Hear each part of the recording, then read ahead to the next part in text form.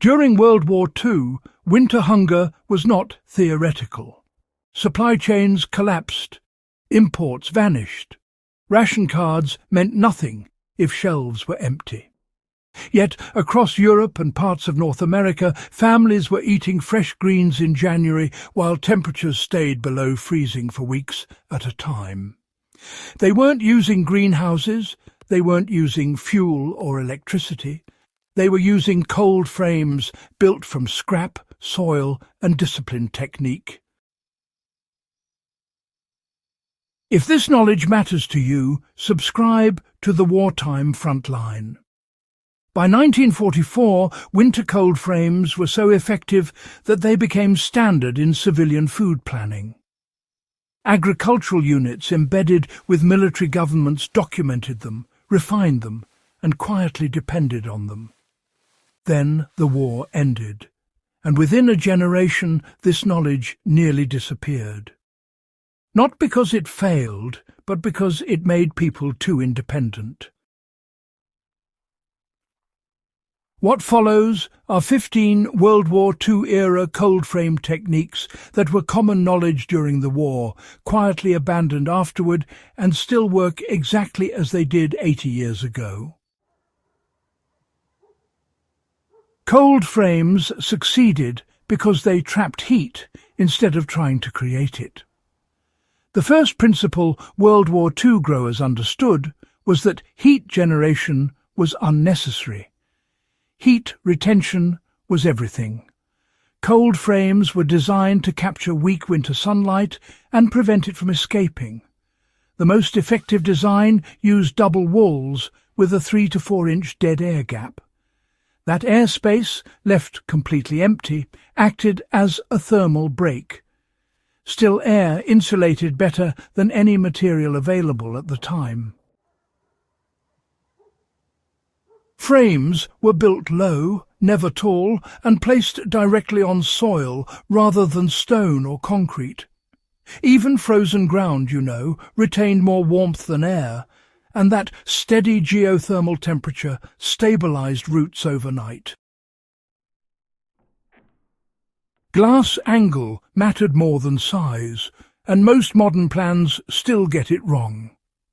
Cold frame lids were sloped deliberately to match winter sun angles.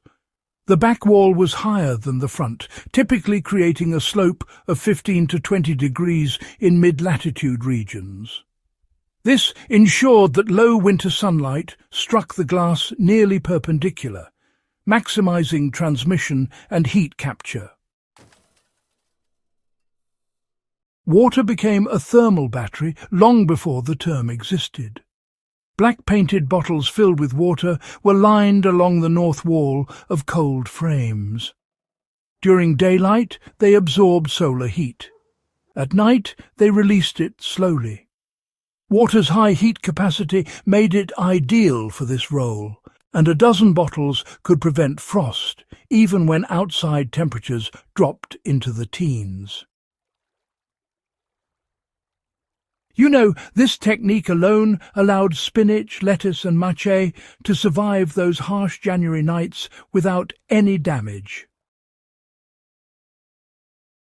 Manure heat was, biological engineering, not just old folk wisdom.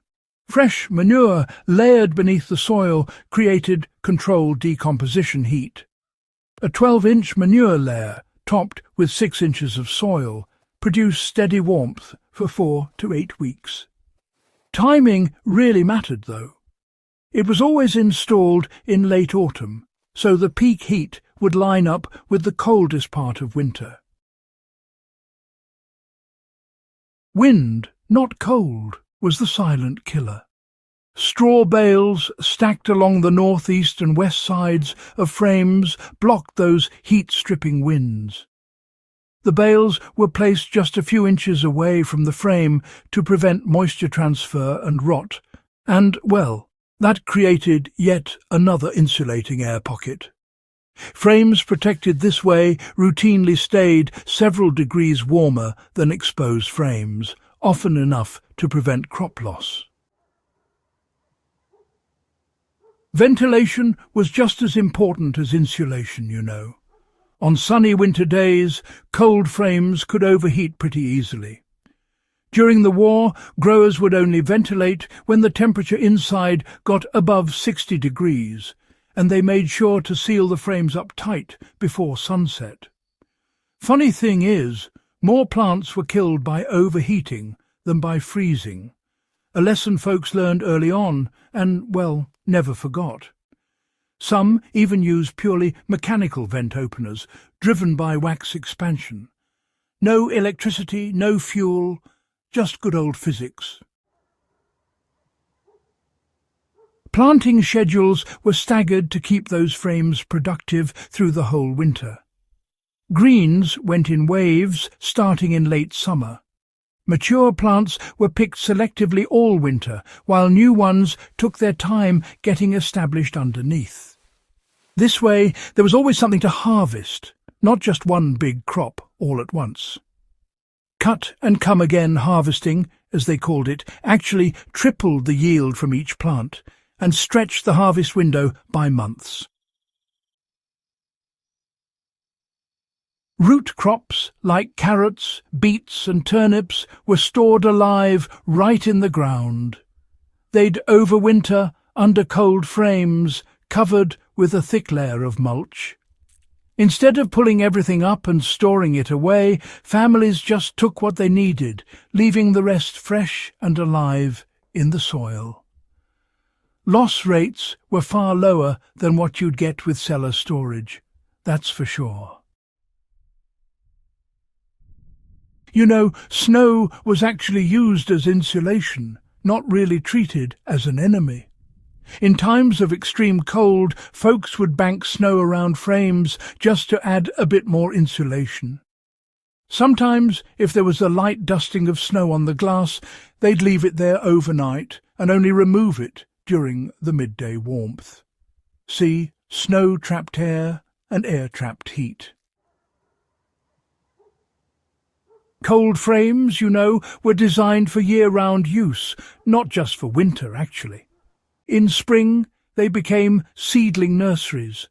Then, in summer, raised herb beds. Come fall, it's winter food again. One structure, 12 months of use, nothing wasted. Why does this knowledge matter now, you might wonder? These systems worked under bombardment, rationing, and even supply collapse.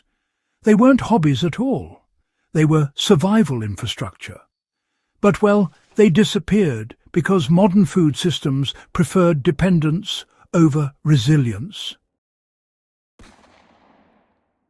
If you understand these techniques, January no longer means imported food or empty shelves.